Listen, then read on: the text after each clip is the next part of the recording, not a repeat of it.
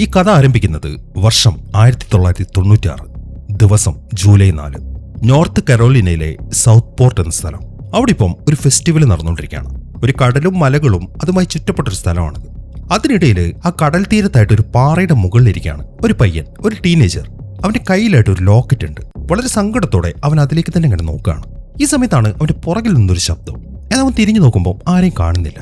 അതോടെ അവൻ പിന്നെയും കുറേ സമയം കൂടെ ആ ലോക്കറ്റിലേക്ക് നോക്കി. എന്നാൽ അതിനിടയിലാണ് ആകാശത്തായിട്ട് ആ ഫെസ്റ്റിവലിന്റെ വെടിക്കെട്ട് കാണുന്നത്. വളരെ മനോഹരമായിട്ടുള്ള കാഴ്ച. കുറച്ചു സമയം അവൻ അതിലേക്ക് നോക്കി. ഇനി നമുക്ക് നേരെ ആ ഫെസ്റ്റിവൽ നടക്കുന്ന സ്ഥലത്തേക്ക് പോവാം. ആൾക്കാരൊക്കെ ഇങ്ങനെ സ്ട്രീറ്റിൽ നിരന്ന് നിൽക്കുകയാണ്. എന്നാൽ ഈ സമയം തന്നെ അവിടെ സ്റ്റേജിലായിട്ട് മറ്റൊരു പരിപാടിയും കൂടെ നടക്കുന്നുണ്ട്. അതൊരു ബ്യൂട്ടി കോമ്പറ്റീഷനാണ്. അതിനുവേണ്ടി ആ സ്റ്റേജിലേക്ക് പോകാൻ കുറച്ച് പെമ്പിള്ളേരിങ്ങനെ നിരന്ന് നിന്നു. ഇതിലെ ഈ മൂന്നാമത്തെ പെൺകുട്ടിയെ കണ്ടില്ലേ, കറുത്ത ഡ്രസ്സ് ഇട്ട് നിൽക്കുന്നത്? ഇവളുടെ പേര് ഹെലൻ. നമ്മുടെ ഒരു നായികയാണ് അവള്. ഇപ്പൊ ആരാണ് ആ ബ്യൂട്ടി കോമ്പറ്റീഷനിൽ വിൻ ചെയ്തത് എന്ന് അനൗൺസ് ചെയ്യാൻ പോവാണ്. ഈ സമയം തന്നെ അവർക്ക് ഓപ്പോസിറ്റ് ബാൽക്കണിയിലായിട്ട് 3 പിള്ളേര് നിൽക്കുന്നുണ്ട്. ആദ്യത്തവൻ ബേരി, രണ്ടാമത്തെ പെൺകുട്ടിയുടെ പേര് ജൂലി, മൂന്നാമത്തെ പേര് റേ. ഈ ബേരിയാണ് ഈ സ്റ്റേജിൽ നിൽക്കുന്ന ഹെലന്റെ ബോയ്ഫ്രണ്ട്, ജൂലിയുടെ ബോയ്ഫ്രണ്ട് റേ. അങ്ങനെ ആ സ്റ്റേജിലെ ആളിപ്പം ആ ബ്യൂട്ടി കോമ്പറ്റീഷന്റെ വിന്നർ അനൗൺസ് ചെയ്തു. അത് ഹെലൻ തന്നെയായിരുന്നു. അങ്ങനെ അയാളിപ്പോൾ അവർക്ക് ഒരു കിരീടം വെച്ചു കൊടുത്തു.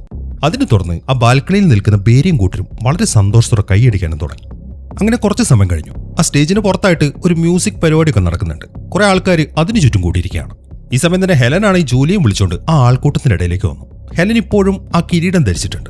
അങ്ങനെ അവരിങ്ങനെ അതിൽ സംസാരിച്ച് നടക്കുമ്പോഴാണ് മറ്റൊരു പെൺകുട്ടി അങ്ങോട്ട് വരുന്നത്. ഇവളുടെ പേര് എൽസ. ഈ ഹെലന്റെ അനിയത്തിയാണ് അവള്. പക്ഷെ എപ്പോഴും ഇവർ തമ്മിൽ ശത്രുക്കളാണ്. അതുകൊണ്ട് തന്നെ അവൾ ഈ ബ്യൂട്ടി കോമ്പറ്റീഷനിൽ വിൻ ചെയ്തൊന്നും അവൾ വലിയ കാര്യമാക്കുന്നൊന്നുമില്ല. ഈ സമയം തന്നെ കുറച്ച് അപ്പുറത്തായിട്ട് നിൽക്കുകയാണ് ജൂലി. അതിനിടയിലാണ് മാക്സ് എന്ന് പറയുന്ന ഒരു പയ്യൻ അങ്ങോട്ട് വരുന്നത്. ഈ മാക്സിന് ഈ ജൂലിയോട് ഒരു ഇഷ്ടമുണ്ട്. അതുകൊണ്ട് അവളെന്ന് വളച്ചെടുക്കാൻ കൂടെ വേണ്ടിയിട്ടാണ് മാക്സ് അങ്ങോട്ട് വന്നത്. അപ്പോഴേക്കും ഹെലനും അങ്ങോട്ട് എത്തി. അതിൽ ഈ മാക്സിനെ ഇവരുടെ ബോയ് ഫ്രണ്ട്സിന് ഇഷ്ടമല്ല. അതുകൊണ്ട് മാക്സ് ഇപ്പോൾ അവളെ ട്യൂൺ ചെയ്യുന്ന കാണുമ്പോൾ ബേരി അങ്ങോട്ട് വന്നിട്ട് പ്രശ്നം ഉണ്ടാക്കി. അവൻ മാക്സിനിട്ട് നല്ല ഇടിയും കൊടുത്തു. അവസാനം റേ പിടിച്ച് മാറ്റുമ്പോഴാണ് അവൻ നടങ്ങുന്നത്. എന്നാൽ ആ മാക്സിനാണെങ്കിൽ ഇപ്പൊ ബേരി എടുത്ത് വല്ലാത്ത ദേഷ്യവും തോന്നി. അങ്ങനെ അവിടുത്തെ പരിപാടിയൊക്കെ കഴിഞ്ഞ് 4 പേര് അവിടെ നിന്ന് ഇറങ്ങി. എന്റെ അവർ നേരെ കടൽ തീരത്തേക്കാണ് പോകുന്നത്. എന്റെ അവിടെ തീയും കൂട്ടി ഓരോന്നൊക്കെ സംസാരിച്ചിരിക്കാൻ തുടങ്ങി. അങ്ങനെ ആ സംസാരത്തിനിടയിലാണ് റേ പേടിപ്പിക്കുന്ന ഒരു കഥ പറയുന്നത്. അത് കുറച്ചു കാലം മുമ്പത്തെ ഒരു സീരിയൽ കില്ലറിന്റെ കഥയാണ്. അതായത് ഒരു സൈക്കോ, മാനസിക നില തെറ്റിയ ആള്. അയാൾ ഒരു കൊളുത്തും പിടിച്ചുകൊണ്ട് രാത്രിയാകുമ്പോൾ നാട്ടിലിറങ്ങും. എന്റെ കണ്ണ് കാണുന്നവരൊക്കെ കൊല്ലും. ആ ഒരു കഥ കേൾക്കുമ്പോൾ എല്ലാവർക്കും ശരിക്കും പേടിയായി. എന്നാൽ ഈ സമയം ജൂലി പറയുന്നത്, നിങ്ങൾ ഇപ്പോഴും ഇതൊക്കെ വിശ്വസിച്ചുകൊണ്ട് നടക്കുകയാണോ? ഇതൊക്കെ വെറും പൊട്ട കഥയാണ്. വെറുതെ പെമ്പിള്ളേര് രാത്രി പുറത്തേക്ക് ഇറങ്ങാതിരിക്കാൻ വേണ്ടി ഉണ്ടാക്കിയത്. ഈ സമയം അവിടെ ഇരിക്കുന്ന ബാരി ആണെങ്കിൽ നല്ല രീതിയിൽ കള്ളും കുടിക്കുന്നുണ്ട്. അങ്ങനെ കുറെ നേരം അവിടെ ഇരുന്ന് സംസാരിച്ചതിന് ശേഷം അവർ തിരിച്ചു പോകാൻ വേണ്ടി അവരുടെ കാറിലേക്ക് വന്നു. ഇപ്പൊ അവിടെ നിർത്തിയിട്ടിരിക്കുന്ന കാറ് ബേരിയുടേതാണ്. പക്ഷെ അവനാണെങ്കിൽ നല്ല അടിച്ച് ഫിറ്റാണ്. അതുകൊണ്ട് റേ വണ്ടി എടുത്താൽ മതി എന്നാണ് ഹെലൻ പറയുന്നത്. ആദ്യമൊന്നും ബേരി അതിന് സമ്മതിച്ചില്ലെങ്കിലും അവർ നിർബന്ധിച്ചപ്പം അവനതിന് സമ്മതിച്ചു. അതുകൊണ്ട് റേ വേഗം തന്നെ എല്ലാവരെയും വണ്ടിയിൽ കയറ്റി പെട്ടെന്ന് അവിടുന്ന് പോവാണ്. എന്നാൽ പോകുന്ന വഴിക്ക് ബേരിക്ക് നല്ല രീതിയിൽ തലയ്ക്ക് പിടിച്ചുകൊണ്ട് അവൻ ആ സൺറൂഫിലൂടെ തല വെളിയിലേക്ക് ഇട്ടു. എന്നിട്ട് അവിടെ നിന്നൊരു കള്ളുടിക്കാൻ തുടങ്ങി.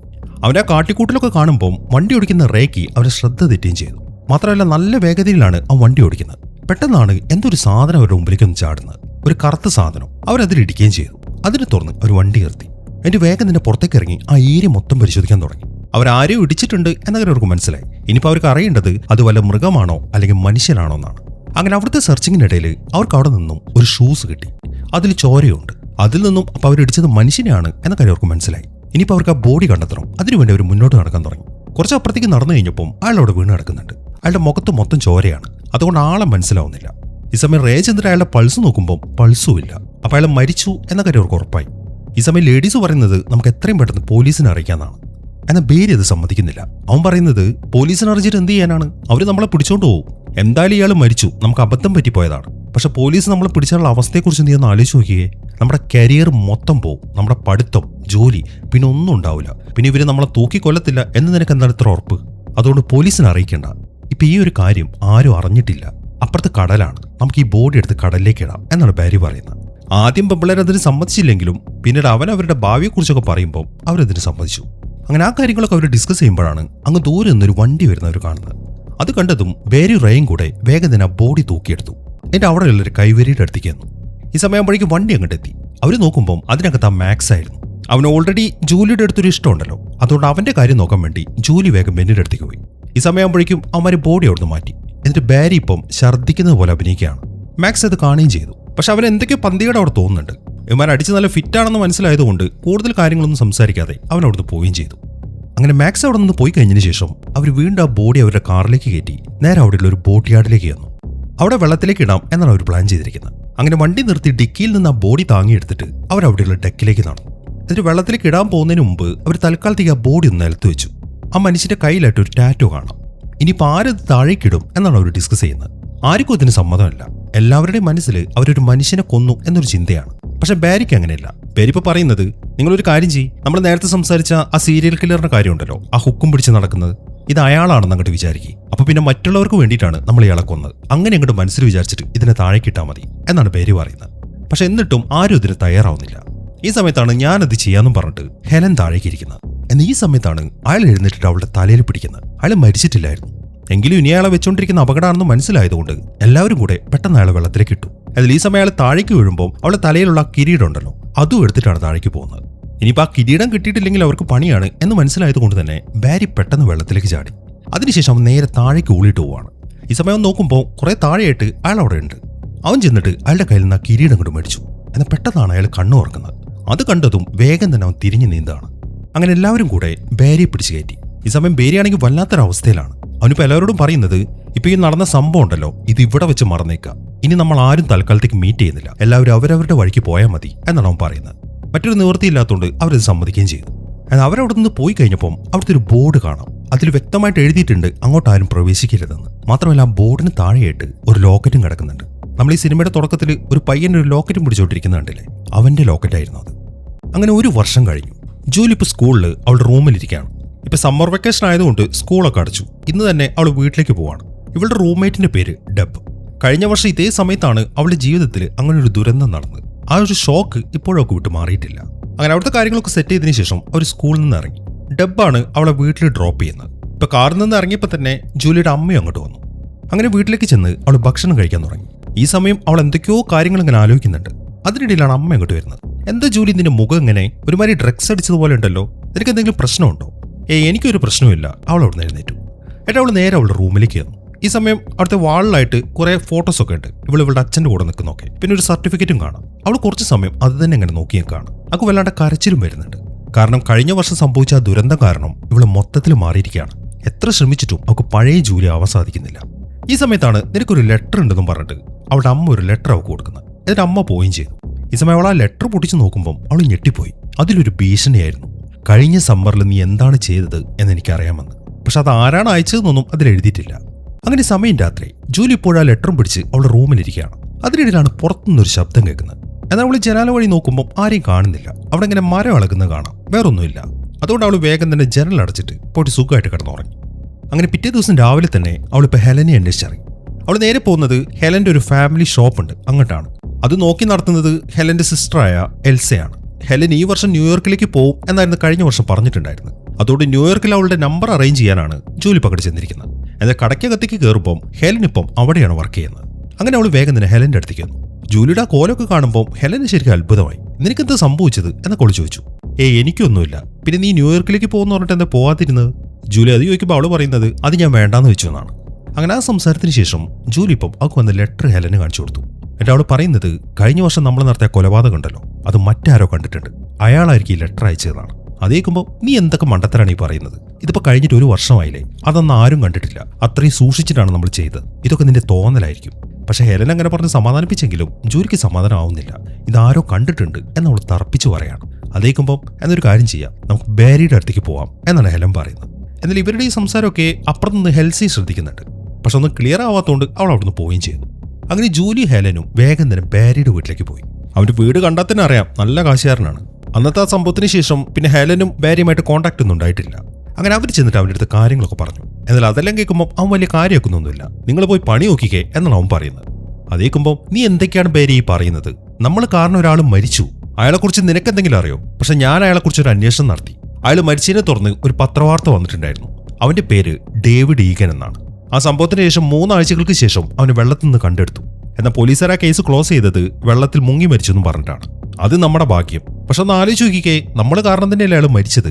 ആ സംഭവത്തിന് ശേഷം ഞാൻ മര്യാദയ്ക്കൊന്നും ഉറങ്ങിയിട്ട് പോലുമില്ല. അതിനിടയിലാണ് ഈ ലെറ്റർ വന്നത്. നമ്മൾ അന്ന് ചെയ്ത കാര്യങ്ങളൊക്കെ ആരോ കണ്ടിട്ടുണ്ട്. ഇനി നമ്മുടെ ജീവിതം കൂടുതൽ പ്രശ്നങ്ങളിലേക്ക് പോകണ്ടെന്നുണ്ടെങ്കിൽ നമുക്കത് ആരാണെന്ന് കണ്ടെത്തിയേ പറ്റൂ എന്നാണ് ജൂലി പറയുന്നത്. അവൾ അതെല്ലാം പറയുമ്പോൾ ബാരി പറയുന്നത് ഓക്കെ ഞാൻ സമ്മതിച്ചു, നമുക്കത് ആരാണെന്ന് അന്വേഷിച്ച് കണ്ടുപിടിക്കാം. പക്ഷെ റേ എവിടെ? അവനെക്കുറിച്ച് വല്ല വിവരമുണ്ടോ? അന്നത്തെ ആ സംഭവത്തിന് ശേഷം ഞങ്ങൾ ബ്രേക്കപ്പായി. പിന്നീട് ഞങ്ങൾ തമ്മിൽ വിളിച്ചിട്ടില്ല എന്നാണ് ജൂലി പറയുന്നത്. ഈ സമയം ബേരി പറയുന്നത് നമ്മളന്ന് ചെയ്തത് ആരെങ്കിലും കണ്ടിട്ടുണ്ടെങ്കിൽ അത് ആ മാക്സ് ആവാനാണ് സാധ്യത. അവനായിരുന്നല്ലോ കാറിൽ അങ്ങോട്ട് വന്ന്. ഒരുപക്ഷെ നമ്മളെ അവൻ ഫോളോ ചെയ്തിട്ടുണ്ടാവും. അതുകൊണ്ട് നമുക്ക് അവനെ പോയി പിടിക്കാം എന്നാണ് ബേരി പറയുന്നത്. അങ്ങനെ ബേരി ലേഡീസിനെ കൊണ്ട് നേരെ പോകുന്നത് ആ ബോട്ട് യാർഡിലേക്കാണ്. ഈ മാക്സ് എന്ന് പറയുന്നത് അവിടുത്തെ ഒരു ഫിഷർമാനാണ്. അങ്ങനെ പെമ്പിള്ളേരെ പുറത്ത് നിർത്തിയിട്ട് ബാരി ഇപ്പം മാക്സിന്റെ ബോട്ടിലേക്ക് കയറുന്നു. എന്നിട്ട് നിന്നോട് എനിക്കൊരു കാര്യം പറയേണ്ടതെന്ന് പറഞ്ഞിട്ട് അവൻ മാക്സിനെ അവിടുന്ന് മാറ്റി നിർത്തി. അതിനുശേഷം അവന് പിടിച്ചിടിക്കാൻ തുടങ്ങി. അവിടെ കുറെ കൊളുത്ത് വെച്ചിട്ടുണ്ട്. ബാരി പാതിൽ ഒരെണ്ണെടുത്തു. എന്നിട്ട് അത് അവന്റെ ദേഹത്തേക്ക് വെച്ചതിന് ശേഷം ബാരി ചോദിക്കുന്നത് നീ എന്തിനാണ് ആ ലെറ്റർ അയച്ചതാണ്. എന്നാൽ ബാരി പറയുന്നൊന്നും അവന് മനസ്സിലാവുന്നില്ല. നീ എന്തൊക്കെയാണ് ഈ പറയുന്നത്, ഞാൻ എന്ത് ലെറ്റർ അയക്കാനാണ് എന്നൊക്കെ മാക്സ് ചോദിച്ചു. ബാരി എത്ര ചോദിച്ചിട്ടും അവൻ അത് തന്നെ പറയാനുണ്ടായിരുന്നുള്ളൂ. അതിൽ നിന്നും അപ്പൊ അവനല്ല അത് ചെയ്തത് എന്ന കാര്യം ബാരിക്ക് മനസ്സിലായി. അതുകൊണ്ട് തന്നെ മാക്സിനെ അവിടെ ഇട്ടിട്ട് ആ കൊളുത്ത് അവിടെ വെച്ച് ബാരി പുറത്തേക്ക് പോയി. എന്നാൽ അവൻ അവിടെ നിന്ന് പോയി കഴിഞ്ഞപ്പോൾ മാക്സ് ആ കൊളുത്തെടുത്തു. എന്നിട്ട് അവൻ പറയുന്നത് ഇനി മേലെ നീ എൻ്റെ അടുത്തേക്ക് വന്നു കഴിഞ്ഞാൽ ഈ കൊളുത്ത് വെച്ചിട്ട് നിന്റെ പണി ഞാൻ തീർക്കും എന്നും പറഞ്ഞ് അവൻ ബാരിയെ കുറെ തെറിയും വിളിച്ചു. ഈ സമയം തന്നെ ബാരിയും കൂട്ടരും അവിടുന്ന് പോകാൻ തുടങ്ങുകയാണ്. അതിനിടയിലാണ് ആ റേ അങ്ങോട്ട് വരുന്നത്. ഇവനും ഇപ്പൊ ഒരു ഫിഷർമാനാണ്. ഒരു വർഷമായിട്ട് അവൻ ഇവിടെയാണ് വർക്ക് ചെയ്യുന്നത്. അവനൊരു ബോട്ടൊക്കെ ഉണ്ട്. ഇപ്പൊ ഒരു വർഷമായല്ലോ അവർ തമ്മിൽ മീറ്റ് ചെയ്തിട്ട്. അതുകൊണ്ട് കുറച്ച് സമയം സംസാരിച്ചതിന് ശേഷം തൽക്കാലം അവരവിടുന്ന് പിരിഞ്ഞു. ഈ സമയം തന്നെ മാക്സ് ആണെങ്കിൽ അവന്റെ ബോട്ടിൽ ഐസ് ഉള്ള റൂമിലേക്ക് വന്നു. അതിൽ നടക്കുന്ന സമയം അവന്റെ കയ്യിലുണ്ടായിരുന്ന ആ കൊളുത്ത് അവൻ അവിടെ ഒരു ഐസിലേക്ക് വെച്ചു. എന്നിട്ട് അവൻ ചെന്ന് കുറെ ഞണ്ടുകളെ പിടിച്ച് അവറ്റകളൊക്കെ ഐസിലിടാൻ തുടങ്ങി. എന്നാൽ ഈ സമയത്താണ് അവിടുത്തെ ആ ഐസിന്റെ പുകയിൽ അവനൊരു രൂപം കാണുന്നത്. അതൊരു കോട്ടിട്ട ഭീമാകാരനായിട്ടുള്ള ഒരു മനുഷ്യനായിരുന്നു. അയാളുടെ കയ്യിൽ ആ കൊളുത്തുണ്ട്. അയാളിപ്പോൾ ആ കൊളുത്ത് വെച്ചിട്ട് അവന്റെ നേരെ ഒരൊറ്റ വീശ്. കറക്റ്റായിട്ട് അത് അവന്റെ താടിക്ക് തന്നെ കുടുങ്ങി. എന്നിട്ട് ഒരൊറ്റ വലി. അതോടുകൂടെ മാക്സിന്റെ പണിയേർന്നു. ഒരു തരി ശബ്ദം പോലും പുറത്തേക്ക് വരാത്തോണ്ട് ഇതൊന്നും ആരും അറിയുന്നില്ല. അങ്ങനെ സമയം വൈകുന്നേരമായി. ബാരി ഇപ്പം ജിമ്മിലേക്ക് വന്നിരിക്കുകയാണ് അവന്റെ കാറിൽ. എന്റെ കാറ് നിർത്തി അവൻ ജിമ്മിലേക്ക് കയറി. അതിനുശേഷം കുറച്ച് സമയം വർക്കൗട്ടൊക്കെ ചെയ്തു. എന്നിട്ട് കുളിക്കാൻ വേണ്ടി അവൻ അവന്റെ ഡ്രസ്സൊക്കെ ഷെൽഫിലേക്ക് ഊരി വയ്ക്കുകയാണ്. അതിനുശേഷം അവൻ നേരെ കുളിക്കാനും പോയി. കുളിച്ചുകൊണ്ടിരിക്കുന്ന സമയത്താണ് പുറകിൽ നിന്ന് ഒരു നിഴല് മാറുന്നവൻ ശ്രദ്ധിക്കുന്നത്. അതിനെ തുറന്ന് അവൻ വേഗം കുളിയൊക്കെ നിർത്തി അതിന്റെ പുറകെ ചെന്നു. എന്നാൽ ആ ഷെൽഫിന്റെ അടുത്തുകൂടെ നടക്കുമ്പോൾ ഒരു ഷെൽഫിലായിട്ട് ഒരു ഫോട്ടോ ഇങ്ങനെ കൊളുത്തി വെച്ചിട്ടുണ്ട്. അവൻ അത് എടുത്തു നോക്കി. അത് അവന്റെ കാറിന്റെ ഫോട്ടോയാണ്. മാത്രമല്ല ആ ഫോട്ടോയുടെ അപ്പുറത്തായിട്ട് ഒരു കാര്യം എഴുതി വെച്ചിട്ടുണ്ട്, എനിക്കറിയാമെന്ന്. അത് കാണുമ്പോൾ അവന് ഡൗട്ടായി, ആരാണിത് ചെയ്തത്? പക്ഷെ എവിടെ നോക്കിയിട്ടും ആരെയും കാണുന്നില്ല. അങ്ങനെ ആരാണെന്ന് സെർച്ച് ചെയ്ത് അവൻ നടന്ന് അവന്റെ ഷെൽഫിന്റെ അടുത്തേക്ക് എത്തി. ഈ സമയം നോക്കുമ്പോൾ ഷെൽഫ് തുറന്നു കിടക്കുകയാണ്. അതിനുള്ളിൽ നോക്കിയപ്പോൾ അതിനകത്ത് അവന്റെ ജാക്കറ്റ് ഉണ്ടായിരുന്നില്ല. അങ്ങനെ അവൻ വേഗം തന്നെ റിസപ്ഷനിലേക്ക് ചെന്നു. ഇവിടെ വേറെ ആരെങ്കിലും ഉണ്ടോ എന്ന് റിസപ്ഷനിൽ ചോദിക്കുമ്പോൾ നമ്മളെ രണ്ടുപേരും മാത്രമേ ഇവിടെ ഉള്ളൂ എന്നാണ് റിസപ്ഷനിസ്റ്റ് പറയുന്നത്. ഈ സമയത്താണ് പുറത്ത് അവന്റെ കാർ സ്റ്റാർട്ട് ആവുന്ന ശബ്ദം കേൾക്കുന്നത്. അതിന് തുറന്ന് അവൻ വേഗം വെളിയിലേക്ക് ഇറങ്ങി. എന്നാൽ ഈ സമയം കാർ നേരെ പുറകിലേക്ക് എടുത്തു. അവൻ അതിന്റെ പുറകെ ഓടുകയും ചെയ്തു. എന്നാൽ കുറെ പുറകിലേക്ക് എടുത്തതിന് ശേഷം അയാളിപ്പോൾ വണ്ടി നിർത്തി. എന്നിട്ട് അവനെ ഇടിക്കാൻ വേണ്ടി അവന്റെ പുറകെ വരികയാണ്. അത് കണ്ടതും ബാരി ഓടാൻ തുടങ്ങി. പക്ഷെ അവന് രക്ഷപ്പെടാൻ പറ്റുന്നില്ല. അപ്പോഴേക്കും ബാരിയും ചേർത്ത് ആൾ അവിടെ ഉണ്ടായിരുന്ന മുഴുവൻ സാധനങ്ങൾ ഇടിച്ചങ്ങോട്ട് നിരത്തുകയാണ്. പക്ഷെ ബാരിക്ക് കുഴപ്പമൊന്നും പറ്റിയില്ല. ചെറിയ ഇഞ്ചുറീസ് പറ്റിയിട്ടുണ്ട്. പിന്നീട് അവൻ എഴുന്നേറ്റ് നോക്കുമ്പോൾ ആ കാറിനകത്തു നിന്നും ആ കോട്ടിട്ട മനുഷ്യൻ വെളിയിലേക്ക് ഇറങ്ങി. അത് കണ്ടതും അവൻ ഉറക്കെ നിലവിളിക്കാൻ തുടങ്ങി. എന്നാൽ ആരും തന്നെ അവന്റെ നിലവിളി കേൾക്കുന്നില്ല. അങ്ങനെ ആ കോട്ടിട്ട മനുഷ്യൻ അവന്റെ അടുത്തേക്ക് എത്തി. എന്നിട്ട് അയാളിപ്പം അയാളുടെ കയ്യിലുള്ള കൊളുത്തും എടുത്തു. പക്ഷെ അയാളുടെ മുഖം മറിച്ചിരിക്കുകയാണ്. ഇതൊക്കെ കണ്ട് പേടിയാവുന്ന ബാരി ആണെങ്കിൽ അയാളുടെ അടുത്ത് കെഞ്ചാൻ തുടങ്ങി, എന്നെ കൊല്ലല്ലേന്ന് പറഞ്ഞിട്ട്. അങ്ങനെ കുറച്ച് സമയത്തിന് ശേഷം ഇപ്പൊ റേയും കൂട്ടി ഹോസ്പിറ്റലിലേക്ക് എത്തി. ബാരി അവിടെ അഡ്മിറ്റ് ചെയ്തിരിക്കുകയാണ്. പക്ഷെ അവരങ്ങോട്ട് ചെന്ന് നോക്കുമ്പോൾ അവന് വലിയ കുഴപ്പമൊന്നുമില്ല. അങ്ങനെ ബാരി ഇപ്പോൾ ഉണ്ടായ കാര്യങ്ങളൊക്കെ അവരോട് പറഞ്ഞു. അതിലും കേൾക്കുമ്പോൾ അവർ ചോദിക്കുന്നത് അയാൾ എന്തുകൊണ്ട് നിന്നെ കൊന്നില്ലാന്നാണ്. അതേക്കുമ്പോൾ അത് തന്നെയാണ് എനിക്കും അറിയാത്തത്. അയാൾക്ക് എന്നെ സിമ്പിളായിട്ട് കൊല്ലാമായിരുന്നു. ആ ഏരിയയിലൊന്നും ആരും ഉണ്ടായിരുന്നില്ല. പക്ഷെ അയാൾ എന്നെ കൊന്നില്ല. അതിൽ നിന്ന് ഒരു കാര്യം നമുക്ക് മനസ്സിലാക്കാം, അയാൾ നമ്മളെ വെച്ച് മറ്റെന്തോ പ്ലാൻ ചെയ്യുന്നുണ്ട്. ഇതെല്ലാം കേൾക്കുമ്പോൾ ജൂലിക്കാണെങ്കിൽ ശരിക്കും ഭ്രാന്ത് കയറി. അവള് പറയുന്നത്, എന്റെ പൊന്നു ബാരി, ഇത് ഇവിടെ വെച്ച് അവസാനിപ്പിച്ചേ പറ്റൂ. നമുക്കൊരു കാര്യം ചെയ്യാം, നമുക്ക് പോലീസിലേക്ക് പോവാം, എന്റെ കാര്യങ്ങളൊക്കെ തുറന്നു പറയാം. ചിലപ്പോൾ ചെറിയ വലിയ ശിക്ഷയെ നമുക്ക് കിട്ടുന്നുണ്ടാവുള്ളൂ. ഇതിനേക്കാളൊക്കെ എത്രയോ ഭേദമായിരിക്കും അത് എന്നാണ് ജൂലി പറയുന്നത്. അതേക്കുമ്പോൾ എന്റെ പൊന്നു ജൂലി, നീ ഒന്നും മിണ്ടാതിരുന്നേ. നമ്മുടെ കാരണം സംഭവിച്ച ഒരു ആക്സിഡന്റ് അല്ല, അതൊരു മർഡറാണ്. അതുകൊണ്ട് ഇത് പോലീസ് പറഞ്ഞു കഴിഞ്ഞാൽ പിന്നെ നമ്മുടെ ജീവിതം അതോടെ തീരും. അതുകൊണ്ട് എന്തായാലും പോലീസ് പോകണ്ട എന്ന് തന്നെയാണ് ബാരി പറയുന്നത്. അതെല്ലാം കേട്ട് കഴിയുമ്പോഴാണ് ഹെലൻ ഒരു ആശയം തോന്നുന്നത്. അവള് പറയുന്നത്, ബാരി പറഞ്ഞത് ശരിയാണ്, നമ്മൾ പോലീസ് പോയി പറഞ്ഞു കഴിഞ്ഞാൽ അത് പ്രശ്നമാവും. നമുക്കൊരു കാര്യം ചെയ്യാം, നമ്മളെ ഫോളോ ചെയ്യുന്ന ഈ ആളുണ്ടല്ലോ, അയാളെ നമുക്ക് എങ്ങനെയെങ്കിലും കണ്ടുപിടിക്കാം. ഒരുപക്ഷെ നമ്മുടെ കാരണം മരിച്ച ആ ഡേവിഡ് ഉണ്ടല്ലോ, അയാളുടെ ഏതെങ്കിലും സുഹൃത്തോ അല്ലെങ്കിൽ ബന്ധുക്കളോ വല്ലോ ആയിരിക്കും ഇത്. ആ വഴി നമുക്കൊരു അന്വേഷണം നടത്തി നമുക്ക് അയാളെ കണ്ടുപിടിക്കാം. എന്നിട്ട് അയാളോട് സംസാരിച്ചിട്ട് കാര്യങ്ങളൊക്കെ ഡീൽ ചെയ്യാം എന്നാണ് ഹെലൻ പറയുന്നത്. അത് നല്ലൊരു ആശയമാണ് എന്ന് മറ്റുള്ളവർക്കും തോന്നി. അങ്ങനെ ബാരിയോട് സംസാരിച്ചതിന് ശേഷം അവർ വെളിയിലേക്ക് ഇറങ്ങുമ്പോൾ റേ ബാക്കിയുള്ളവരോട് പറയുന്നത്, നമ്മൾ എന്തുകൊണ്ട് മാക്സിന്റെ കാര്യം വിട്ടു? ഒരുപക്ഷെ അവൻ തന്നെയായിരിക്കും ഇത് ചെയ്തത്. നമുക്ക് അവന്റെ പുറകെ പോയി നോക്കിയാലോ? അതേക്കുമ്പോൾ എന്നാൽ നീ അവന്റെ കാര്യം നോക്ക്, ഡേവിഡിന്റെ ബന്ധുക്കളുടെ കാര്യം ഞാൻ ചെക്ക് ചെയ്തോളാം എന്നും പറഞ്ഞിട്ട് ജൂലി അവിടെ നിന്ന് ഇറങ്ങി. ആ മാക്സ് മരിച്ച കാര്യം ഇതുവരെ ആരും അറിഞ്ഞിട്ടില്ല. അങ്ങനെ കുറച്ച് സമയം കഴിഞ്ഞു. ജൂലി ഹെലനും കൂടെ ഇപ്പൊ ഡേവിഡ് ഈഗന്റെ മരണവാർത്തയൊക്കെ ഇന്റർനെറ്റ് സെർച്ച് ചെയ്തുകൊണ്ടിരിക്കുകയാണ്.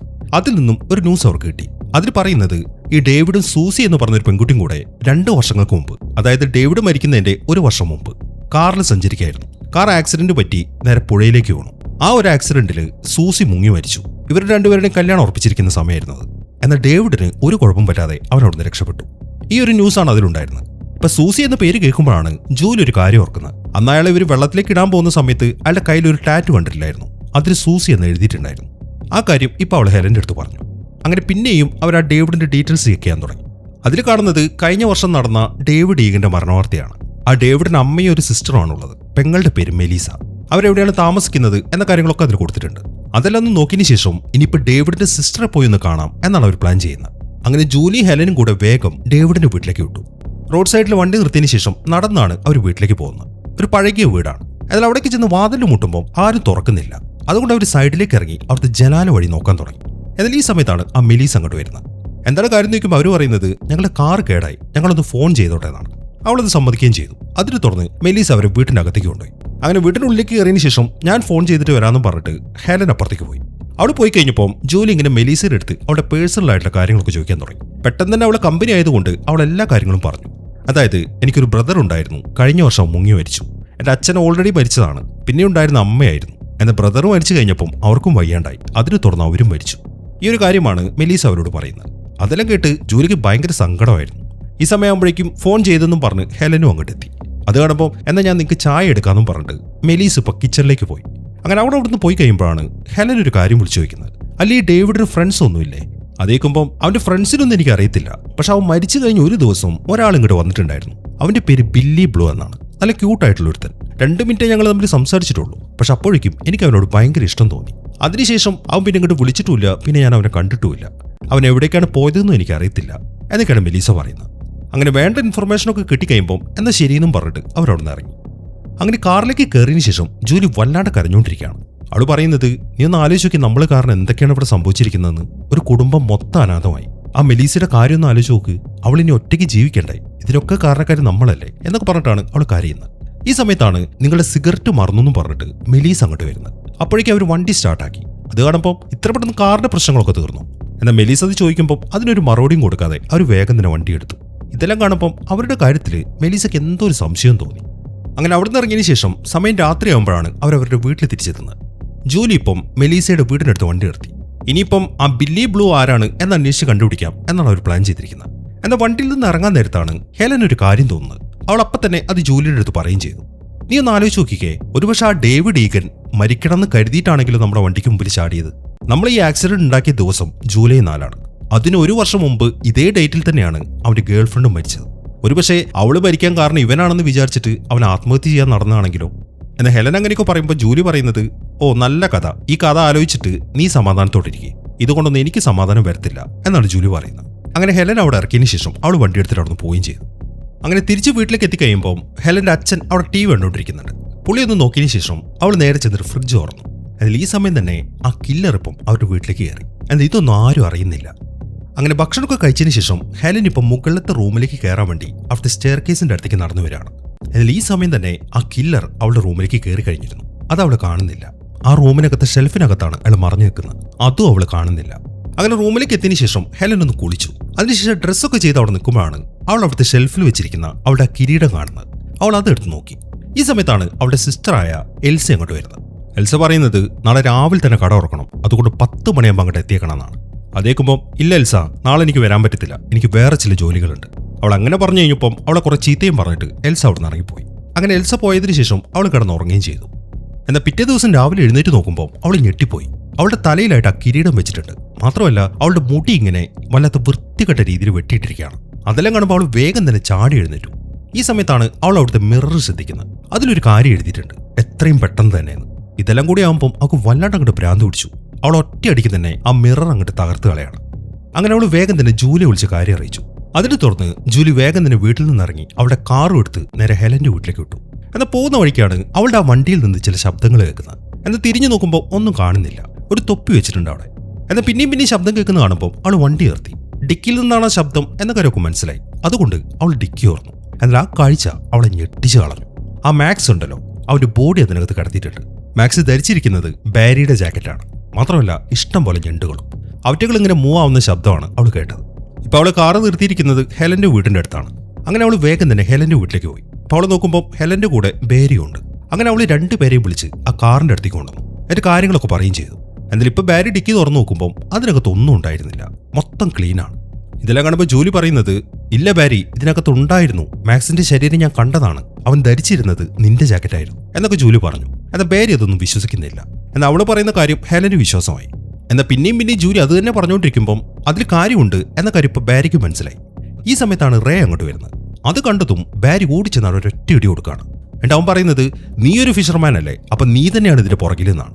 അതേക്കുമ്പോൾ നീ എന്തൊക്കെയാണ് ബാരി ഈ പറയുന്നത്? ഞാൻ എന്തിനാണ് അങ്ങനെയൊക്കെ ചെയ്യേണ്ടത്? നേരത്തെ ജോലിക്ക് വന്ന ഒരു ലെറ്റർ ഇല്ലേ, അതുപോലെ ഒരു ലെറ്റർ എനിക്കും വന്നു, അത് പറയാനാണ് ഞാനിപ്പോൾ ഇങ്ങോട്ട് വന്നിരിക്കുന്നത് എന്നാണ് റേ പറയുന്നത്. പിന്നീട് ആലോചിക്കുമ്പോൾ അവൻ പറഞ്ഞത് ശരിയാണ് എന്ന കാര്യം ബാരിക്കും മനസ്സിലായി. അങ്ങനെ അവരിപ്പം അവരടുത്ത കാര്യങ്ങൾ ഡിസ്കസ് ചെയ്യാൻ തുടങ്ങി. ഇനിയിപ്പോൾ അവർക്ക് കണ്ടുപിടിക്കേണ്ടത് ആ ബില്ലി ബ്ലൂനെയാണ്. ഈ ബില്ലി ബ്ലൂ എന്തായാലും മരിച്ചുപോയ ഡേവിഡിന്റെ ക്ലാസ്മേറ്റ് ആയിരിക്കും. 92 ബാച്ചാണ് അവൻ. അപ്പൊ 92 ബാച്ചിന്റെ ഇയർ ബുക്ക് കിട്ടിക്കഴിഞ്ഞാൽ ഈ ബില്ലി ബ്ലൂ ആരാണെന്ന് മനസ്സിലാവും. പക്ഷെ ആ ഇയർ ബുക്കിന് അവിടെ പോവും. ആ കാര്യത്തെക്കുറിച്ച് സംസാരിക്കുമ്പോഴാണ് ഹെലന്റെ സിസ്റ്ററായ എൽസ 92 ബാച്ചാണ് എന്ന കാര്യം അവർക്ക് ഓർമ്മ വരുന്നത്. അപ്പൊ അവളുടെ ഇയർ ബുക്ക് എടുത്തു നോക്കാം എന്നവർ തീരുമാനിച്ചു. ഈ ബില്ലി ബ്ലൂ എന്ന പേര് ഇപ്പൊ ഇവര് പറയുമ്പോഴാണ് റേ അത് കേൾക്കുന്നത്. അതുകൊണ്ട് തന്നെ അവൻ ചോദിക്കുകയും ചെയ്തു, ഈ പേര് നിങ്ങൾക്ക് എങ്ങനെ അറിയാമെന്ന്. അതേക്കുമ്പോൾ അത് മെസ്സി പറഞ്ഞതെന്നാണ്. ഓ മെസ്സി, മെലീസ പറഞ്ഞതെന്നാണ് എന്നാണ് ഹെലൻ പറയുന്നത്. ഈ സമയം റേ ആണെങ്കിൽ എന്തോ ആലോചിക്കുകയും ചെയ്തു. അങ്ങനെ ഹെലന്റെ വീട്ടിലേക്ക് എത്തിയതിനു ശേഷം അവർ എൽസയുടെ ആ ഇയർ ബുക്ക് ചെക്ക് ചെയ്യാൻ തുടങ്ങി. പക്ഷെ അതിൽ മൊത്തം പരിശോധിച്ചിട്ടും ബില്ലി ബ്ലൂ എന്നൊരു പേരെ അതിൽ കാണുന്നില്ല. അതിൽ നിന്നും അപ്പൊ ആ വ്യക്തി മെലീസയുടെ അടുത്ത് പേര് മാറ്റി പറഞ്ഞതാണ് എന്ന കാര്യം അവർക്ക് മനസ്സിലായി. അതുകൊണ്ട് തന്നെ ഹെലൻ പറയുന്നത്, നമുക്കൊരു കാര്യം ചെയ്യാം, ഈ ഇയർ ബുക്കുമായിട്ട് മെലീസയെ ചെന്ന് കാണാം, എന്നിട്ട് ഈ ബില്ലി ബ്ലൂ ആരാണ് എന്ന് അവിടെ കാണിച്ചു തരട്ടെ. അതേക്കുമ്പോൾ നിങ്ങൾ പോവാണെങ്കിൽ പോയിക്കോ, ഞാനൊന്നും വരുന്നില്ല, എനിക്ക് വേറെ പണിയുണ്ട് എന്നാണ് റേ പറയുന്നത്. അവനതിൽ നിന്ന് ഒഴിഞ്ഞു മാറിയപ്പം ബാക്കിയുള്ളവർക്ക് സംശയമായി. എന്നാൽ ഈ സമയം ജൂലി പറയുന്നത്, നിങ്ങൾ ആരും വരണ്ട, മെലീസയെ പോയി കാണുന്ന കാര്യം ഞാൻ നോക്കിക്കോളാം. ഇന്ന് വൈകുന്നേരമല്ല ഫെസ്റ്റിവല്, ആ കിരീടം ഹെലന് വേറെ ആൾക്ക് കൊടുക്കേണ്ടതാണല്ലോ, അതുകൊണ്ട് നിങ്ങൾ അതിനു വേണ്ടി പ്രിപ്പയർ ആവും എന്നാണ് ജൂലി പറയുന്നത്. അങ്ങനെ സമയം വൈകുന്നേരമായി. ആ ഫെസ്റ്റിവൽ അവിടെ നടന്നുകൊണ്ടിരിക്കുകയാണ്. അതിനൊരു റാലി അതിൽ പോകുന്നുണ്ട്. ഈ റാലിയിൽ പങ്കെടുക്കുന്നത് കഴിഞ്ഞ വർഷത്തെ ക്യൂനായ ഹെലനാണ്. അവിടുത്തെ ഒരു വണ്ടിക്ക് മുകളിലായിട്ട് അവൾ ഇരിക്കുന്നുണ്ട്. അതേ വണ്ടിയിൽ തന്നെ ബാരിയുണ്ട്. അങ്ങനെ ആ യാത്രക്കിടയിലാണ് അവിടുത്തെ ആൾക്കൂട്ടത്തിനിടയിൽ അവൾ ആ കില്ലറിനെ കാണുന്നത്. അതിലിപ്പം അയാൾ ഒരു ബ്രൗൺ ജാക്കറ്റ് ഇട്ടാണ് നിൽക്കുന്നത്. അവൾ ഉടനെ തന്നെ അത് ബാരിക്ക് കാണിച്ചു കൊടുത്തു. അതിന് തുറന്ന് ബാരി അയാളുടെ പുറകെ ഓടുകയാണ്. അങ്ങനെ ഒരു സ്ഥലത്ത് വെച്ചിട്ട് അവൻ അയാളെ പിടിക്കുകയും ചെയ്തു. പക്ഷെ അവൻ നോക്കുമ്പോൾ അത് പ്രായമുള്ളൊരു മനുഷ്യനാണ്. അവൻ ആള് മാറിപ്പോയി. ഈ സമയം തന്നെ ഹെലൻ ആണെങ്കിൽ അയാളിപ്പോൾ ആ ആൾക്കൂട്ടത്തിനിടയിലുണ്ടോ എന്നൊക്കെ നോക്കാൻ തുടങ്ങി. ആ സെർച്ചിങ്ങിൽ അവൾ അയാളെ കാണുകയും ചെയ്തു. അയാളിപ്പോൾ അവിടെയുള്ള ഒരു ബിൽഡിങ്ങിന്റെ മുകളിൽ നിൽക്കുകയാണ്. അയാളുടെ കയ്യിൽ ആ കൊളുത്തുമുണ്ട്. അതും കൂടെ കാണുമ്പോൾ അവൾക്ക് ശരിക്കും പേടിയാവാൻ തുടങ്ങി. ഈ സമയം തന്നെ ജൂലി ആണെങ്കിൽ ആ മെലീസയുടെ അടുത്താണ്. അവൾ മീൻ കട്ട് ചെയ്തുകൊണ്ടിരിക്കുകയായിരുന്നു. ജൂലി ഇപ്പോൾ ആ ഇയർ ബുക്ക് കാണിച്ചതിന് ശേഷം ആ ബില്ലി ബ്ലൂ ഇതിൽ ആരാണ് എന്നൊന്ന് പറഞ്ഞു തരാൻ പറ്റുമോ എന്ന് ചോദിച്ചു. എന്നാൽ മെലീസ അത് സമ്മതിക്കുന്നില്ല. മെലീസ പറയുന്നത്, നിന്റെ കാര്യത്തിൽ എനിക്കൊരു സംശയമുണ്ട്, സത്യം പറ, എന്താണ് നിന്റെ ഉദ്ദേശം, അത് നീ ആദ്യം പറ, അതിനുശേഷം ഞാൻ കാര്യങ്ങളൊക്കെ ചെയ്തു തരാം എന്നാണ് മെലീസ പറയുന്നത്. ഇനിയിപ്പോൾ അവളോടൊന്നും മറച്ചു വെച്ചിട്ട് കാര്യമില്ല എന്ന കാര്യം ജൂലിക്ക് മനസ്സിലായി. അതുകൊണ്ട് അവൾ ഉണ്ടായ മുഴുവൻ കാര്യങ്ങളും മെലീസയുടെ അടുത്ത് പറയാണ്. അതായത് അവളുടെ ബ്രദർ കൊല്ലപ്പെട്ടത് ഇവര് കാരണമാണെന്ന്. എന്നാൽ മെലീസ അത് വിശ്വസിക്കുന്നില്ല. മെലീസ പറയുന്നത്, എന്റെ ബ്രദറിനെ നിങ്ങൾ കൊന്നാണെന്നോ? ഒരിക്കലുമല്ല, അവൻ ആത്മഹത്യ ചെയ്തതാണ്. സൂസി മരിക്കാൻ കാരണം അവനായിരുന്നു എന്നൊരു വിഷമം അവനുണ്ടായിരുന്നു, അതുകൊണ്ടാണ് അവൻ ആത്മഹത്യ ചെയ്തത്. ഒരു നോട്ട് എഴുതി വെച്ചിട്ടാണ് അവൻ മരിച്ചത് എന്നും പറഞ്ഞിട്ട് മെലീസ നോട്ട് എടുത്തിട്ട് ജൂലിക്ക് കാണിച്ചു കൊടുത്തു. എന്നാൽ അത് കണ്ടപ്പോൾ ജൂലി ശരിക്കും ഞെട്ടിപ്പോയി. അവൾക്ക് വന്നൊരു ലെറ്റർ ഉണ്ടല്ലോ, അതേ ഹാൻഡ് റൈറ്റിംഗ് ആണ് ഈ നോട്ടിലുണ്ടായിരുന്നത്. ഇതിലെഴുതിയിരിക്കുന്നത്, ഞാൻ ഒരിക്കലും കഴിഞ്ഞ സമ്മർ മറക്കത്തില്ല എന്നാണ്. അത് വായിച്ചതിന് ശേഷം അവൾ പറയുന്നത്, ഇതൊരിക്കലും ഒരു സൂയിസൈഡ് നോട്ടല്ല, ഇതൊരു ഭീഷണിയാണ്. ഡേവിഡ് ഈഗൻ മരിക്കുന്ന സമയത്ത് ഞാനും എന്റെ ഫ്രണ്ട്സ് അവിടെ ഉണ്ടായിരുന്നതാണ്. ഞങ്ങളുടെ കാറിലായിരുന്നു അവൻ വന്നിടിച്ചത്. അവന്റെ കയ്യിൽ സൂസി എന്ന് എഴുതിയ ഒരു ടാറ്റു ഉണ്ടായിരുന്നു. എന്നാൽ ജൂലി അങ്ങനെ പറഞ്ഞിട്ടും മെലീസ അത് വിശ്വസിക്കുന്നില്ല. മെലീസ പറയുന്നത്, എന്റെ ബ്രദറിന്റെ കയ്യിൽ ടാറ്റു ഉണ്ടായിരുന്നോ? എങ്കിൽ നിങ്ങൾ കണ്ടത് വേറെ ആരോ ആണ്. എന്റെ ബ്രദറിന്റെ കയ്യിൽ അങ്ങനെ ഒരു ടാറ്റു ഉണ്ടായിരുന്നില്ല. നീ ഇവിടുന്ന് പോവാൻ നോക്കിക്കേ എന്നും പറഞ്ഞിട്ട് മെലീസ അപ്പുറത്തേക്ക് പോയി. അപ്പൊ ഇതിൽ നിന്നും ജൂലിക്ക് ഒരു കാര്യം മനസ്സിലായി. ഇവരന്ന് വെള്ളത്തിലേക്ക് എടുത്തിട്ടത് ആ ഡേവിഡ് ഈഗനെയല്ല. ഇതേസമയം തന്നെ ആ ബ്യൂട്ടി കോമ്പറ്റീഷൻ അവിടെ നടന്നുകൊണ്ടിരിക്കുകയാണ്. സ്റ്റേജിലായിട്ട് ആ കിരീടം കൈമാറാൻ വേണ്ടി ഹെലനും ഇരിക്കുന്നുണ്ട്. ഈ സമയം തന്നെ അവരുടെ ആ ഓപ്പോസിറ്റ് ബാൽക്കണിയിലായിട്ട് ബാരിയും ഉണ്ട്. അങ്ങനെ ആ പരിപാടി അവിടെ നടന്നുകൊണ്ടിരിക്കുമ്പോഴാണ് ബാരിയുടെ പുറകിലൂടെ ആ കില്ലർ വരുന്നത്. ഇപ്പൊ സ്റ്റേജിലിരിക്കുന്ന ഹെലനും അത് കണ്ടു. അവൾ ഉറക്കെ നിലവിളിക്കാൻ തുടങ്ങി. എന്നാൽ ബാരി തിരിഞ്ഞു നോക്കുമ്പോഴേക്കും ആ കില്ലർ വന്നിട്ട് അവൻ പിടിച്ചു. പക്ഷെ അത്രയും ശബ്ദം അവിടെ ഉണ്ടാവുന്നതുകൊണ്ട് വേറെ ആരും ഇത് കാണുന്നുമില്ല. അതിൽ ഈ സമയം ഹെലൻ ആണെങ്കിൽ നിലവിളിച്ചുകൊണ്ട് വേഗം തന്നെ സ്റ്റേജിൽ നിന്നിറങ്ങി. എന്നാൽ അപ്പോഴേക്കും ബാക്കിയുള്ളവരൊക്കെ വന്നിട്ട് അവൾ പിടിക്കുകയും ചെയ്തു. ഈ സമയം തന്നെ ആ കില്ലർ ആണെങ്കിൽ ആ ബാൽക്കണിയിൽ വെച്ചിട്ട് ബാരിയെ കൊന്നു കളഞ്ഞു. അതിനിടയിലാണ് ഒരു പോലീസുകാരൻ ഹെലന്റെ അടുത്തേക്ക് വരുന്നത്. അവൾ കാര്യങ്ങളൊക്കെ അയാളുടെ അടുത്ത് പറഞ്ഞു. അതിനെ തുടർന്ന് അവർ രണ്ടുപേരും കൂടെ ആ ബാൽക്കണിയിലേക്ക് ചെന്നു. എന്നാൽ അവിടെ നോക്കുമ്പോൾ അവിടെ ബാരി ഉണ്ടായിരുന്നില്ല, ആ കില്ലറും ഉണ്ടായിരുന്നില്ല. ഈ സമയം അവിടെ പരിശോധിച്ചതിന് ശേഷം പോലീസുകാരൻ പറയുന്നത്, നിങ്ങളെല്ലാം പറഞ്ഞു ഇവിടെ ആരൊക്കെ ഉണ്ടായിരുന്നു, ഇവിടെ ആരും ഇല്ലല്ലോ, നിങ്ങൾ വന്നേ പോവാന്നും പറഞ്ഞിട്ട് അയാൾ അവളെയും കൊണ്ട് അവിടെ നിന്ന് ഇറങ്ങി. എന്നാൽ അവിടെ ഒരു സ്ഥലത്ത് ബാരിയുടെ കുറച്ച് ചോര കാണുന്നുണ്ട്. അവരത് കണ്ടതുമില്ല. അങ്ങനെ ആ പോലീസുകാരൻ തന്നെ അവളെയും കൂട്ടി അവളുടെ വീട്ടിലേക്ക് അയാളുടെ വണ്ടിയിൽ കൊണ്ടുപോവാണ്. എന്നാൽ കുറെ പോയി ഒരു സ്ഥലത്തെത്തുമ്പോഴാണ് അയാളുടെ വണ്ടിയുടെ മുമ്പിലായിട്ട് മറ്റൊരു വണ്ടി ബ്രേക്ക് ഡൗൺ ആയത് അയാൾ കാണുന്നത്. അയാൾ സഹായിക്കാൻ വേണ്ടി പോലീസുകാരൻ അയാളുടെ അടുത്തേക്ക് പോയി. എന്നാൽ പോലീസുകാരൻ അയാളുടെ അടുത്തേക്ക് എത്തുമ്പോൾ അത് ആ കില്ലറായിരുന്നു. ആ കില്ലർ പെട്ടെന്ന് തന്നെ ആ കൊളുത്ത് വെച്ചിട്ട് ആ പോലീസുകാരനെ കൊന്നാള്. ഇതെല്ലാം ഹെലനും കാണുന്നുണ്ട്. അവൾ ഉടനെ തന്നെ ആ പോലീസ് വണ്ടിയിൽ നിന്ന് ചാടി ഇറങ്ങിയിട്ട് വേഗം തന്നെ അവിടെ ഓടുകയാണ്. എന്നാൽ കില്ലറും അവളുടെ പുറകെ തന്നെയുണ്ട്. ഈ സമയം തന്നെ ജൂലി ആണെങ്കിൽ ആ സൂസിയുടെ മരണത്തിന്റെ പത്രവാർത്തകളൊക്കെ ഇന്റർനെറ്റിൽ നോക്കിക്കൊണ്ടിരിക്കുകയാണ്. അതിൽ ചില ഡീറ്റെയിൽസും കൂടെ അവൾ കണ്ടെടുത്തു. ആ കാറ് മുങ്ങിയപ്പം അപ്പം തന്നെ സൂസി മരിച്ചു. എന്നാൽ അവളുടെ ബോയ്ഫ്രണ്ടായ ഡേവിഡ് മരിച്ചില്ലല്ലോ. അയാളെ വണ്ടിയിൽ നിന്ന് രക്ഷിച്ചത് ഈ ജൂലിയുടെ അച്ഛനായ ബെഞ്ചമിനാണ്. പുള്ളി ഒരു ഫിഷർമാനാണ്. ആ വാർത്ത കാണുമ്പോൾ അവൾക്കൊരു ഞെട്ടലായിരുന്നു. അവൾ വേഗം തന്നെ അവിടെ നിന്ന് ഇറങ്ങി ഓടി.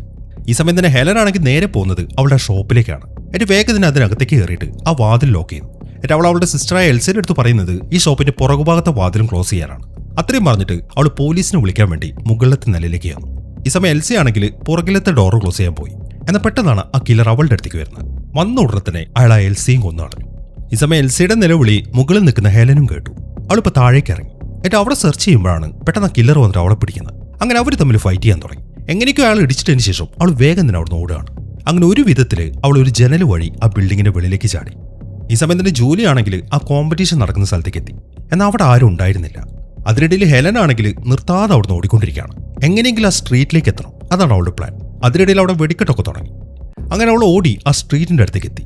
ഇപ്പൊ ആൾക്കാരൊക്കെ അതിലെ നടക്കുന്നത് അവൾക്ക് കാണാനും സാധിച്ചു. എന്നാൽ അവരുടെ അടുത്തേക്ക് പോകുമ്പോഴാണ് പെട്ടെന്ന് കില്ലർ വന്നിട്ട് അവളെ പിടിക്കുന്നത്. അത്രയും ശബ്ദമുള്ളത് കൊണ്ട് അവളുടെ നിലവിളി ആരും കേൾക്കുന്നില്ല. അങ്ങനെ കുറച്ച് സമയത്തെ മൽപ്പിടുത്തത്തിന് ശേഷം കില്ലർ ഹെലനെയും കൊന്നളഞ്ഞു. ഈ സമയം തന്നെ ജൂലി ആണെങ്കിൽ ആരെയും കാണാത്തോണ്ട് നേരെ പോകുന്നത് റേയുടെ ബോട്ടിലേക്കാണ്. റേ ആ ബോട്ടിലുണ്ട്. അവൾ ചെന്ന ഉടനെ തന്നെ കാര്യങ്ങളൊക്കെ പറഞ്ഞു. ഡേവിഡ് ഈഗിനെ കൊന്നത് നമ്മളല്ല, നമ്മളന്ന് വെള്ളത്തിലേക്ക് എടുത്തിട്ടത് മറ്റാരോ ആണ്. എനിക്ക് തോന്നുന്നത് അത് മരിച്ചുപോയ സൂസിയുടെ അച്ഛനായ ബെഞ്ചമിനാണ്. അയാളും ഒരു ഫിഷർമാൻ ആയിരുന്നു. അവൾ ആ കാര്യങ്ങളൊക്കെ പറയുമ്പോൾ റേ ചോദിക്കുന്നത് അതെങ്ങനെ ശരിയാവും? പോലീസിന് വെള്ളത്തിൽ നിന്നും ഡേവിഡ് ഈഗിന്റെ ബോഡി കിട്ടിയതാണല്ലോ. അതേ റേ, അതെനിക്കും അറിയാം. ഒരുപക്ഷെ സൂസിയുടെ അച്ഛനായ ബെഞ്ചമിൻ ആയിരിക്കും ഡേവിഡ് ഈഗിനെ കൊന്നത്. കാരണം ഡേവിഡ് ആണല്ലോ അയാളുടെ മകളായ സൂസി മരിക്കാൻ കാരണം. എന്നാൽ ഈ കാര്യങ്ങളൊക്കെ ജൂലി പറയുമ്പോൾ റേ പറയുന്നത് നീ ഒന്ന് അടങ്ങ്, ഒന്ന് സമാധാനിക്ക്, അത് ഈ ബോട്ടിലേക്ക് കയറുക, എന്നിട്ട് നമുക്ക് കാര്യങ്ങളൊക്കെ തീരുമാനിക്കാം എന്നും പറഞ്ഞിട്ട് റേ ഇപ്പൊ കൈ നീട്ടി. എന്നാൽ അവന് കൈ കൊടുത്തു കഴിയുമ്പോഴാണ് ജൂലി ഒരു കാര്യം കാണുന്നത്. അത് അവന് ബോട്ടിന് പേരായിരുന്നു. ആദ്യമായിട്ടാണ് അവൾ ആ പേര് ശ്രദ്ധിക്കുന്നത്. ആ പേര് മറ്റൊന്നുമല്ല, അത് ബില്ലി ബ്ലൂ എന്നാണ്. അതിൽ നിന്നും ഇവനാണ് ബില്ലി ബ്ലൂ എന്ന കാര്യമൊക്കെ മനസ്സിലായി. അതുകൊണ്ട് തന്നെ അവൾ പേടിച്ചവിടുന്ന് ഓടി. പെട്ടെന്ന് അവൾ ഓടിയത് കാണുമ്പോൾ ഐ ക്യാൻ എക്സ്പ്ലെയിൻ എന്നും പറഞ്ഞിട്ട് അവനും അവളുടെ പുറകെ ഓടി. എന്നാൽ ഒരു സ്ഥലത്തെത്തുമ്പോഴാണ് ഒരു ഫിഷർമാൻ വന്നിട്ട് അവനിടിച്ച് താഴേക്കിടുന്നത്. എന്നിട്ട് അയാളിപ്പോൾ ജൂലിയോട് പറയുന്നത് നീ വേഗം ബോട്ടിലേക്ക് കയറിക്കോന്നാണ്. അതിനെ തുടർന്ന് അവൾ അയാളുടെ ബോട്ടിലേക്ക് കയറുകയും ചെയ്തു. എന്നാൽ ബോട്ടിനകത്തേക്ക് കയറി കഴിയുമ്പോൾ അടുത്ത റൂമിലായിട്ട് അവൾ ഒരു തൊപ്പി കണ്ടു. ഇതേ തൊപ്പി തന്നെയാണ് അന്ന് അവളുടെ കാറിന്റെ പുറകിൽ അവൾ കണ്ടത്. മാത്രമല്ല ആ റൂമിനകത്തായിട്ട് നിറയെ ഫോട്ടോസ് ഒട്ടിച്ചു വെച്ചിട്ടുണ്ട്. അതിൽ സൂസിയുടെ മരണവാർത്ത ഉണ്ടായിരുന്നു, പിന്നെ ഇവളുടെയും ഫ്രണ്ട്സിന്റെയും ഫോട്ടോ ഉണ്ടായിരുന്നു. ഇതെല്ലാം കാണുമ്പോൾ അവൾക്ക് ശരിക്കും പേടിയായി. അവൾ വേഗം തന്നെ ആ ബോട്ടിൽ നിന്ന് വെളിയിലേക്ക് ഇറങ്ങാൻ തുടങ്ങി. എന്നാൽ ഈ സമയത്താണ് ആ ഫിഷർമാൻ അങ്ങോട്ട് വരുന്നത്. ഇതാണ് ബെഞ്ചമിൻ, ഇയാളാണ് കില്ലർ. അയാളിപ്പോൾ അവളുടെ അടുത്ത് കാര്യങ്ങളൊക്കെ വിശദീകരിക്കുകയാണ്. അതായത് അന്ന് ഇവർ ഇയാളെ വണ്ടി ഇടിച്ചിട്ട് വെള്ളത്തിലേക്ക് ഇടാൻ കൊണ്ടുപോയല്ലോ. പക്ഷെ മരിച്ചിട്ടില്ലാന്ന് മനസ്സിലായിട്ടും അവർ അയാളെ വെള്ളത്തിലേക്ക് ഇട്ടു. അതുകൊണ്ടാണ് ഇയാൾ ഇവരോട് പ്രതികാരം ചെയ്യുന്നത്. മകള് മരിക്കാൻ കാരണക്കാരനായതുകൊണ്ട് ഇയാൾ തന്നെയാണ് ഡേവിഡിനെ കൊന്നു. ഇന്നത്തെ ദിവസം ജൂലൈ 4 ആയതുകൊണ്ടാണ് ഇന്ന് തന്നെ ഇയാൾ എല്ലാവരെയും കൊല്ലുന്നത്. അങ്ങനെ ആ കാര്യങ്ങളൊക്കെ അയാൾ പറഞ്ഞു കഴിയുമ്പോൾ അവൾ പേടിച്ച് ആ ബോട്ടിന്റെ ഡെക്കിലേക്ക് വന്നു. എന്നാൽ അവൾ നോക്കുമ്പോൾ ബോട്ട് ഇപ്പൊ കടലിലാണ്. അവൾക്ക് രക്ഷപ്പെടാൻ പറ്റുന്നില്ല. ഈ സമയം ആ കൊളുത്തും പിടിച്ചുകൊണ്ട് അയാൾ അവിടെ തന്നെ നിൽക്കുന്നുണ്ട്. ഇനിയിപ്പോൾ എന്താണ് ചെയ്യേണ്ടത് എന്ന് നമുക്കൊരു ഐഡിയയും കിട്ടുന്നില്ല. അങ്ങനെ അയാളിപ്പം ആ ബോട്ട് മുന്നോട്ട് ഓടിക്കാൻ തുടങ്ങി. എന്നാൽ ഇതെല്ലാം തീരത്ത് നിന്ന് റേ കാണുന്നുണ്ട്. അവരിപ്പോൾ ഒരു സ്പീഡ് ബോട്ട് എടുത്തിട്ട് അവരെ ഫോളോ ചെയ്യാണ്. ഈ സമയത്തിന് ജൂലി ആണെങ്കിൽ താഴത്തെ ഡെക്കിലേക്ക് പോയി. എന്നിട്ട് വേഗം തന്നെ അവിടുത്തെ ഡോറ് ക്ലോസ് ചെയ്തു. അതിനിടയിൽ അയാൾ വന്ന ഡോറ് തുറക്കാൻ ശ്രമിക്കുന്നുണ്ട്. പക്ഷെ അയാളെ കൊണ്ട് പറ്റുന്നില്ല. അങ്ങനെ കുറച്ച് സമയം കഴിഞ്ഞ് റേ ഇപ്പം അയാളുടെ ബോട്ടിലേക്ക് എത്തി. അതിനുശേഷം അവൻ ചെന്നിട്ട് അയാളുമായിട്ട് ഫൈറ്റ് ചെയ്യാണ്. അങ്ങനെ ആ ഫൈറ്റിനൊടുവിൽ അയാളിപ്പോൾ അവനിടിച്ച് കടലിലേക്ക് ഇട്ടു. ഇതെല്ലാം ജൂലിയും കാണുന്നുണ്ട്. അയാളിപ്പോൾ അവളെ പിടിക്കാൻ വരുന്നത് കാണുമ്പോൾ അവൾ പിന്നെയും താഴേക്ക് പോയി. ഈ സമയം തന്നെ റേ ആണെങ്കിൽ എങ്ങനെയൊക്കെയോ ആ ബോട്ടിലേക്ക് തന്നെ തിരിച്ചു കയറി. അതിനിടയിൽ ജൂലി ആണെങ്കിൽ ആ ബോട്ടിൽ ഐസ് കൂട്ടിയിട്ടിരിക്കുന്ന സ്ഥലത്താണ്. അതിൽ നടക്കുമ്പോഴാണ് അവൾ ആ ഞെട്ടിക്കുന്ന ആഴ്ച കാണുന്നത്. ബേരിയുടെ ഹെലന്റെ ശരീരങ്ങൾ അത് ഐസിന്റെ ഇടയിൽ ഇട്ട് വെച്ചിരിക്കുകയാണ്. അത് കാണുന്ന അവളാണെങ്കിൽ ഉറക്കെ നിലവിളിച്ചു. എന്നിട്ട് വേഗം തന്നെ അവിടുത്തെ ഓടുകയും ചെയ്തു. എന്നാൽ മുകളിലേക്ക് കയറാൻ തുടങ്ങുമ്പോഴാണ് ആ ബെഞ്ചമിൻ അങ്ങോട്ട് വരുന്നത്. അത് കണ്ട് ഇനിയിപ്പോൾ എന്താണ് ചെയ്യേണ്ടത് എന്ന് നമുക്കൊരു ഐഡിയ ഇല്ല. അതിൽ ഈ സമയത്താണ് അയാളുടെ പുറകിൽ നിന്നും റേ ഒരു കൊളുത്തെടുത്തിട്ട് അയാളുടെ തലയ്ക്ക് എറിയുന്നത്. അതോടുകൂടി അയാൾ താഴേക്ക് വീണു. അങ്ങനെ അയാൾ ഇടിച്ചിട്ടതിന് ശേഷം അവൻ ജൂലിയെ വെളിയിലേക്ക് കയറ്റി. എന്നാൽ ഈ സമയത്താണ് അയാൾ വന്നിട്ട് റേനെ ഇടിച്ചിരുന്നത്.